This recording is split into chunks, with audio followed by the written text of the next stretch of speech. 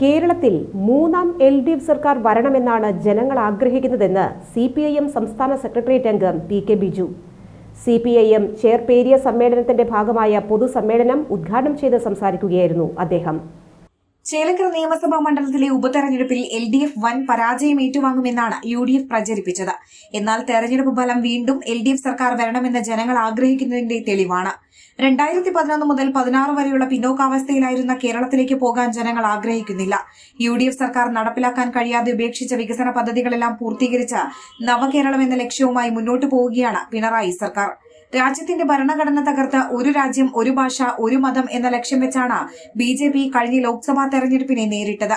എന്നാൽ വലിയ തിരിച്ചടിയാണ് അവർ നേരിട്ടത്.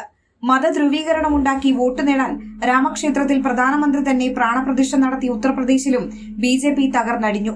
കോർപ്പറേറ്റുകൾക്ക് വേണ്ടി മാത്രം ഭരിക്കുന്ന BJPയുടെ നയങ്ങൾക്കെതിരെ കൃഷിക്കാരും തൊഴിലാളികളും രംഗത്ത് വരികയാണെന്നും ബിജു പറഞ്ഞു. ഏറ്റവും വലിയ ജനാധിപത്യ പാർട്ടിയായ കോൺഗ്രസിന്റെ സ്ഥിതി ഇതാണ്.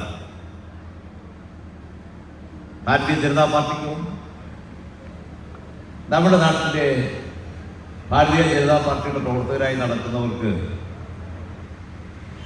ഇന്ത്യയിലെ ആ പാർട്ടിയുടെ സംസ്ഥാന അല്ലെങ്കിൽ അഖിലേന്ത്യാ നേതൃത്വത്തിലേക്ക് വരുന്ന നേതാക്കന്മാരെ തെരഞ്ഞെടുക്കാനുള്ള ഏതെങ്കിലും അവകാശമുണ്ടോ? അതുകൊണ്ടാണ് രാജ്യത്ത് ഈ പാർട്ടി വ്യത്യസ്തമായി നിലനിൽക്കുന്നത്. ഓരോ 3 വർഷം കൂടുമ്പോഴും രാജ്യത്തെ ലോകത്തെ എല്ലാ വിഷയങ്ങളെ സംബന്ധിച്ചുമാണ് പാർട്ടി കോൺഗ്രസുകളിൽ അതിന്റെ ഭാഗമായി വരുന്ന സമ്മേളനങ്ങളിൽ ചർച്ച ചെയ്ത് തീരുമാനിക്കുന്നു. സാർവദേശീയമായ പരിസരം നമ്മുടെ നിത്യജീവിതത്തിലെ ഓരോ കാര്യങ്ങളിലും സ്വാധീനമുണ്ടാകും. അതിനെല്ലാം അടിസ്ഥാനത്തിലാണ് ഓരോ പാർട്ടി ഘടകങ്ങളും അവരുടെ ഭാവി പ്രവർത്തനത്തെ രൂപപ്പെടുന്നത്. ഇന്ത്യയിലെ കമ്മ്യൂണിസ്റ്റ് പാർട്ടി ഇന്ന് നമ്മുടെ സംസ്ഥാനത്ത് ഏതാണ്ട് 5.5 ലക്ഷത്തിലധികം വരുന്ന പാർട്ടി അംഗങ്ങൾ ഈ പാർട്ടിയിലുണ്ട്.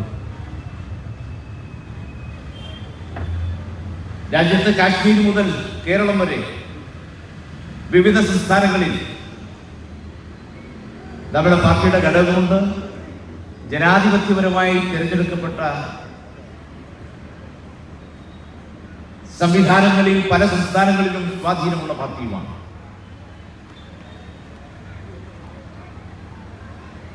പക്ഷെ നമ്മുടെ പാർട്ടിയെ സംബന്ധിച്ചിടത്തോളം